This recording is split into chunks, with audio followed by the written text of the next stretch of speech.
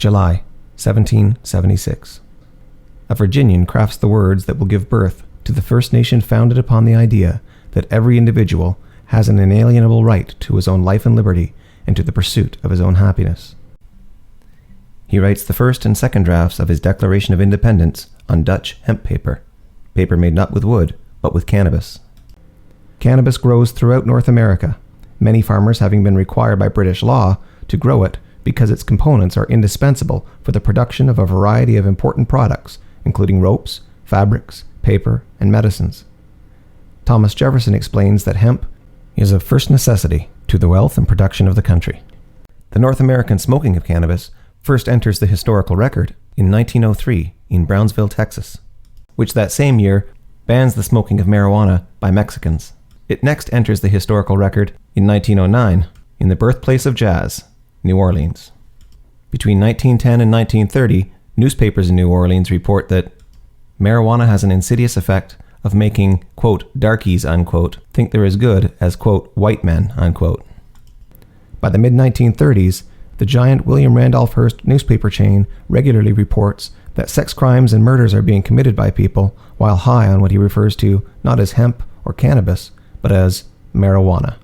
In December of 1937, the U.S. federal government effectively imposed a prohibition on cannabis, and one Harry Anslinger, then head of the Narcotics Bureau that was succeeded by the DEA, has his agency begin secret investigations designed to ensnare suspected marijuana-using entertainers, such as black jazzman Louis Armstrong, Cab Calloway, and Duke Ellington, and white comedians such as Jackie Gleason and Milton Berle. And in 1990, a libertarian activist and bookseller by the name of Marc Emery is reading the foregoing history from a book that he sells in his store. He is shocked to discover that he is committing a marijuana crime, particularly shocked because he doesn't grow, sell, or even smoke marijuana. Because I don't think in his heart of hearts he has much respect for what that particular narcotic does to people. I know he doesn't. I used to hear him talk about it. Was Mark always a pot smoker? No.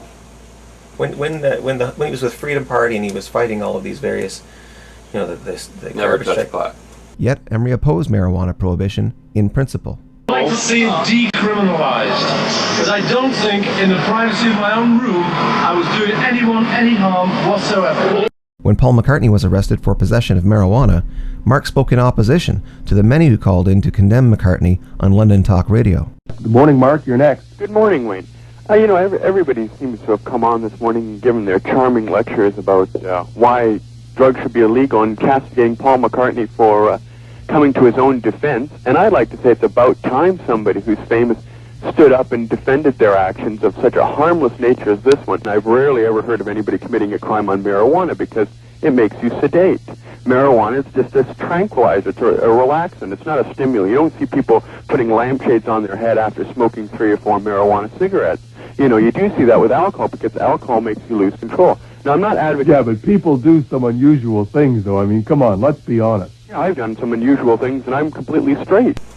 Never touched pot? No. Spoke against it, preached against all smoking, preached against all drugs. And then felt betrayed because many of the things that he was telling people were wrong with marijuana were not so. And so he felt like he was doing something wrong. I'm giving false information, because it was given to me and I was accepting it, right? And so that can be a bit of a bother. You don't want to be the jerk, you want to know that you're given the right information while the other people are given the wrong one. And to find out that giving the right information is illegal and giving the wrong information is the law, that was just an infuriating thing. In 1990, I read a book called The Emperor Wears No Clothes by a guy named Jack Herrera, and then somebody told me, guess what, Mark, it's actually banned in this country. I said, what? Yeah, I was a bookseller. I mean, I should have known. I don't know why I didn't know. But in 1989, books and magazines in Canada about marijuana have been banned for 2 years. High time, it was taken off the newsstand. The RCMP went into the publishing headquarters of Blackberry Books in the 1980s and actually seized all 5,000 copies of Grow Your Own Stone. Police seizing books, magazines stopped at borders. Things you wouldn't even think possible in a democracy were going on. And I couldn't believe it. And they passed a law that banned all literature and video about anything truthful about marijuana and illicit drugs. You couldn't find High Times anywhere for 7 years. You couldn't find Grow Your Own Zone or any kind of book about marijuana in Canada. They banned it, eradicated the truth. I found that the fine for marijuana is $2,000 and or 6 months in jail. But the fine in jail for distributing any literature about marijuana was $100,000 and 6 months in jail. In other words, telling the truth about marijuana was 50 times more grievous an offense than actually possessing the substance itself. And I think that's almost the thing that bothered him more than anything else. But even the more I look at it, I can get angry about that issue. I know it wasn't made illegal for any drug reasons. It was made illegal to get rid of racial groups. And Marc knew that too. He knew the history of it. He knew the whole big lie behind it, that Canadians were being fed a completely brainwashed story on which Canadians base their opinion. The reason marijuana is illegal, and really it's the only reason that it's illegal in my opinion, are threefold. First of all, marijuana attracts a very musical orientation. Marijuana makes you musical. You'll notice that where marijuana comes from, hot equatorial countries, those are all very musical cultures. And music leads to a lot of things like dancing and rituals, and unfortunately for a lot of puritanical Americans, it leads to fucking. And that's really why marijuana is illegal. Because in the 1910s and 20s, when it was moving into the United States, it was carried throughout North America by black musicians. Black jazz musicians. In the 1920s, think of it like this. You've got a totally white society. Blacks are largely in southern cities, inner cities, in very ghettoized areas. Blacks were all living in one area. So basically, if you didn't need to, a white person wouldn't necessarily see a black person ever. And that's just the way they liked it. And to a large degree, it's still like that. And the thing is, pot makes you want to dance. And what happened in the 1920s, for the first time ever, white women are going and dancing, young white women, virginal, presumptively virginal white women, are going to jazz clubs, blues clubs, and they're seeing these black guys in their slick suits, and they're going crazy about them. Have you ever met that funny reefer man? Reefer man! Oh, that funny reefer man! Reefer man! He smokes a reefer, he gets high, then he flies to the sky. That funny reefer man. And in fact, then the black guys introduce these young white women, young virginal white women, to pot. All the black musicians had it with them. They get the girls, they smoke them up. These girls end up fucking these black guys. Some of them get pregnant. And there's no way in the 1920s and 30s you're going to be able to tell your parents that I'm pregnant with a black man's baby. That is like an abomination of the highest order. Basically, a white woman would have to say she was drugged and raped if she was ever going to get accepted back in her family again. And this was actually an occurrence that happened through most cities in North America. That is all you need to make marijuana illegal. And the other component is, I was going to tell you, is that all pot smokers question authority. They're all critics. They're all dissenters. We are not conformists. You don't find conformist pot smokers. All right? And also, every generation of pot smokers has always been anti-government. We are against the establishment. You go back to the black jazz musicians, well, they're obviously against the established order. The beatniks from the 50s, the young people, anti-war demonstrators of the 60s, every generation of pot smokers from high schools. So high school students love pot. It opens their eyes to question the stupidity and the cold, heartless, steel, concrete school system, where it's a cold, unloving environment. Of course, kids are totally told to conform, go into the job mill, become one of the drones that go out, and the kids smoke pot and they realize it's all bullshit. And of course, parents hate that. So if you're a pot smoker, you're anti-establishment, you're against the system, you question authority. Nobody likes that in the elitists. The parents don't like it, teachers don't like it, the government doesn't like it. So that combined with the fact we love to fuck and we love to play instruments and music and we don't recognize any of the traditional authorities of religion and state, and we don't recognize any of the traditional authorities of religion and state is why marijuana is illegal, and it remains the only reason why it's illegal today.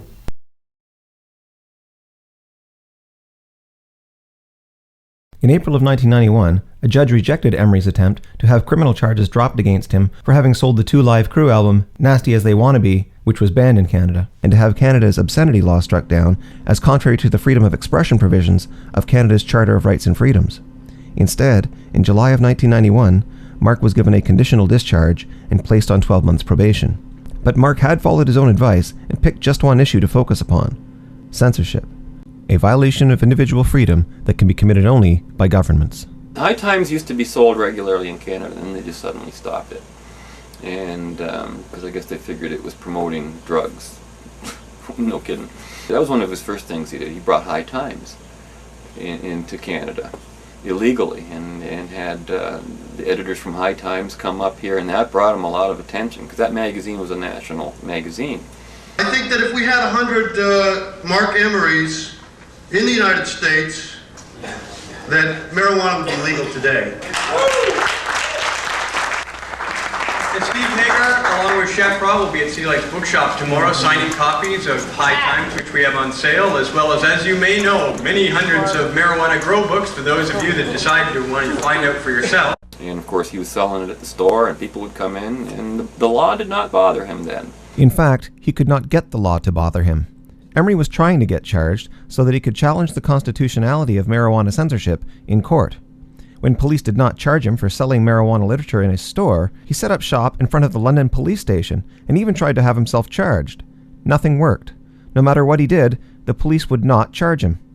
It seemed obvious enough that the police were going to deny Emery a platform, even as presidential politics appeared to be giving the marijuana legalization issue its biggest media bump in history. When I was in England, I experimented with marijuana a time or two, and I didn't like it, and didn't inhale, and never tried it again. If that were not enough to make him feel defeated, it was reported on April 3rd, 1992, that the court dismissed his appeal of the 1991 decision concerning the constitutionality of the two-life crew obscenity law. And I find that even our legal system is totally corrupt, is totally worthless, and can't be used to achieve any kind of social justice. So Emery had had enough.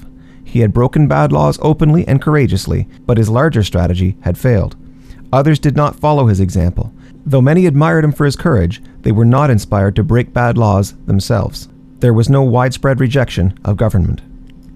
You know, the funny thing is, if there were even 3 or 4 more people like me in London, I would stay.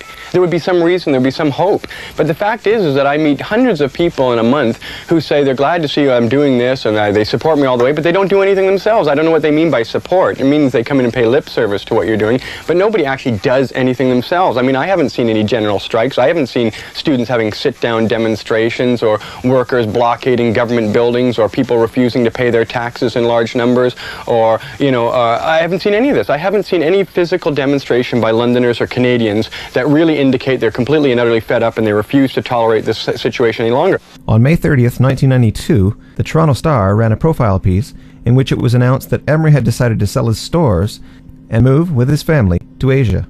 But I think if I go to another country like India or Thailand, I think I'll get more respect there for who I am than I do from my own country people. 4 days later, Ontario's Premier, Bob Rae, who had campaigned in 1990 on imposing a tougher ban on Sunday shopping, announced that he was repealing the Sunday shopping ban altogether. By June of 1992, 68% of people in Ontario were in favor of Sunday shopping.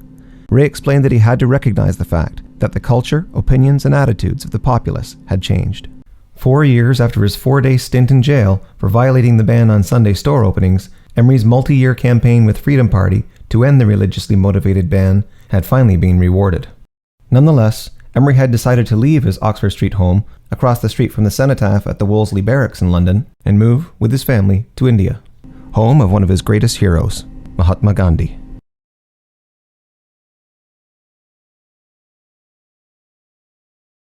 Emery had long been inspired by Gandhi and by other civil rights leaders, including Martin Luther King, both of whom he had featured in his calendar of individual freedom.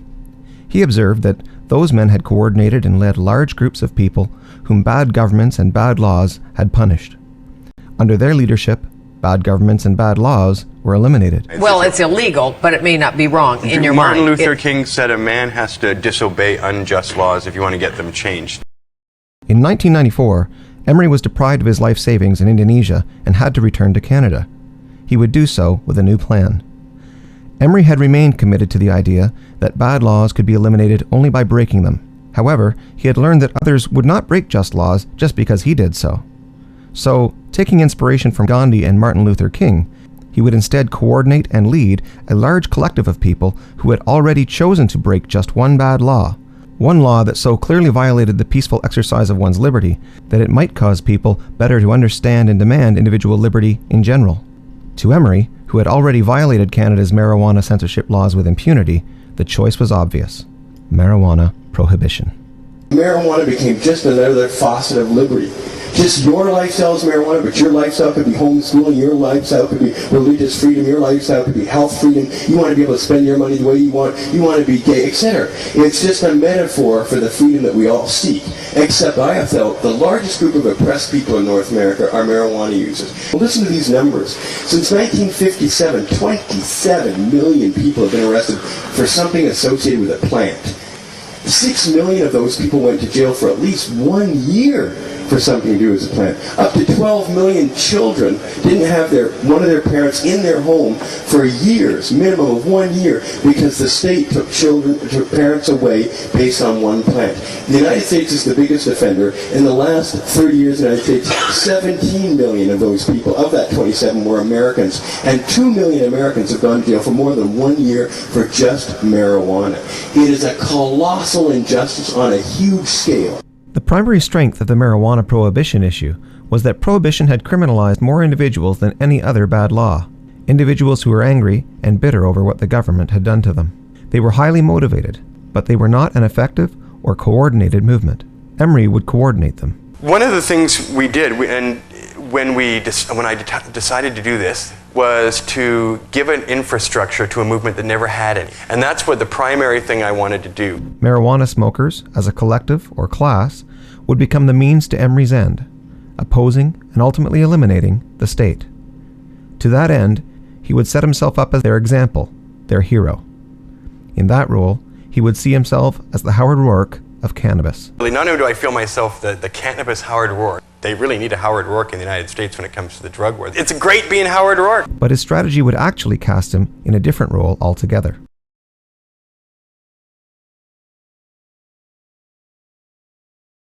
The hero, a man who epitomizes man as man should be. In general, the hero is a walking, talking embodiment of righteousness and virtue, according to one ethical code or another. From the hero's words and deeds, we can draw conclusions about how we should live our lives. In the Fountainhead, Ayn Rand's Howard Roark hero has the talent to design a government-funded housing project, but he stands no chance of being offered the job. A second-rate, social-climbing hack of an architect named Peter Keating has all of the social and political connections necessary to get the job, but he lacks the necessary talent. Roark and Keating enter into a secret agreement. Roark will design the housing project, but Keating will take credit for the design and keep the money being paid by the government for the design. Roark's only condition? That Keating ensure that the complex is built exactly as Roark has designed it. Keating fails to hold up his end of the bargain. A group of mediocre architects collaborate to ruin Roark's design. The resulting housing project is a monstrosity. Keating having failed to honor Roark's contractual terms, Roark blows up the complex before anyone can move into it. Roark waits at the site of the blast to be arrested. Courageously and honestly, he admits that he blew up the structure. In court, Roark explains to the jury that a man's mind is his essential tool of survival and happiness. If he is to survive and to pursue his own happiness, it is essential that he not be deprived of the products of his own mind without his consent. He blew up the housing project so as to defend his own property and liberty, to defend himself against injustice. His explanation convinces a jury that what he did was not morally wrong or unjust, so they find him not guilty. Roark's aim in blowing up the project is not to liberate others. It is to defend his own freedom. Roark does not break a law so as to make a victim of himself, but to prevent himself from becoming a victim. He appeals not to the hearts of the jury, but to their minds. He seeks not their blind sympathy, but their informed agreement. The jury is not the means to his end. His only end is happiness. His only means is his own rational thought and action. To be certain, Emery had already displayed some of the traits of the Roark character. When he broke Ontario's law against Sunday shopping, he was certainly honest and open with the police. He had also shown exceptional courage, and he certainly had the admiration of a great number of people. But Emery was about to adopt a strategy that cast him not as a Roark, but as the anti-Roark. Yes. I've got to challenge this business about facts being important. I guess in the search for the truth they are. If everybody has access to the facts, sure, because then we can agree on them. But very few people, when I'm talking about a subject, will have access access to my facts. Therefore, I may communicate numbers, ideas, they don't know if that's true or not. I could be making that up. But, so going for their brain is not the way to get their soul, as it were. You go for their heart. Their brain will come later, because if they agree that you're a decent person, and that you're communicating a valid ideal, which has nothing to do with facts, but if you're communicating a valid ideal, and you have the warmth and sensitivity of someone they could actually get to like and agree with, then your point of view will seem much more fruitful to them, and on their own, they might find information that lends the credibility to the kind of emotion and passion you're communicating to them. But if you communicate to someone with facts, they can just say, well, I don't believe you, or I think that's nonsense. And you haven't made a warm, intimate connection with them. That's really important to get someone on your side, because ultimately, in a one-on-one, you want them to be on your side. We're both buddies, we're both pals. We have similar objectives. We want a better world, right? You don't want to confront them with the facts, because that just throws up another barrier with them to find objection. Well, because statistics can be manipulated any way whatsoever. Examples matter. Examples, heroes matter. And I said, I'm going to be just like this Howard Roark guy, and I'm going to offer myself up in the same way as he is, as a sacrifice. Because one thing I've noticed that people hate a bully. Find a villain, make someone your villain, because there's no bigger villain than the federal government, or any government. And if you can make them seem like an overreaching bully, an arrogant, violent maniac, or any of these kind of things, you're going to win the battle in the long run, because nobody likes to sympathize with a bully. Nobody likes to be seen with a giant monolith out to crush somebody like a bug. People intuitively want to sympathize with you if you're just one lone person being honest and transparent. And so I thought the best way to do that would be to present yourself transparently, openly, honestly, as sincerely as you can, and say, go ahead, put me in jail, torture me, crucify me. And so if I go to jail, my idea is that I will create so much resentment amongst Canadians and Americans of all different stripes, liberty lovers, marijuana lovers. There's 25 million people in the United States that consume marijuana, 5 million in Canada, and they are going to be furious if the Canadian government gives me up. They'll be really fierce, and I'm counting on it. Not to get me out of jail and save my ass, I don't really care about that, but for generations they will hate the federal government. They will fight hard to get rid of the federal government, to destroy it in parts, to eradicate it in parts, to fight it in parts, to subvert it and undermine it in parts. And that's what you need. You need people with a seething hatred for the state based on their admiration. People really admire someone who puts it all out on the line, makes themselves totally vulnerable to whatever comes, and smiles through the whole thing and says, I'm here enduring this for liberty, and only liberty. And only liberty's worth this kind of sacrifice. So if I spend 10, 15 years in jail, it's a cheap price to pay for the reputation that I will have that will go down in eternity to generations and generations to come. And that's what's really important. Not what happens to your flesh and blood here, but the legacy you leave behind for generations who are going to have to fight the battle to smash the state and overgrow the government. Thank you very much. But, unlike Roark, Emery had already announced that it was pointless to try to reason with people and to get them to recognize abstract philosophical principles like individual rights. In the place of the sober minds of Roark's jury, Emery would appeal to the hearts of stoned marijuana smokers. Unlike Roark, Emery would violate the law not to prevent a violation of his liberty or property, but to ensure that his liberty and property were violated by the state. Unlike Roark, who broke the law so that his liberty and property would not be sacrificed for the benefit of others, Emery would sacrifice his own liberty intentionally in an effort to liberate others. Unlike Roark, Emery would seek from his marijuana collective not their informed agreement that individuals have rights, but their sympathy and anger over his victimization. Unlike Roark, who did not care what others felt about him or his work, Emery's entire strategy depended upon people caring about him and his work. Whereas Roark rejected any notion that he should or must think for others, Emery would intentionally seek to be the recognized leader of marijuana smokers around the globe. But he would not be a political leader. He would be their savior. There are lots of politicians, but very few liberators. There's a lot of people who are advocating change, but mostly institutional change or organizational change, and I'm trying to hopefully do something that frees people from jail. Though Emery would continue to call himself the Howard Roark of Cannabis, his strategy actually was to have him assuming the role of Jesus of Nazareth, the one executed by the Pontius Pilate government for dissent, unorthodox views, and refusal to be loyal to local religious and political doctrines. And, what's more, the government was about to treat him as such.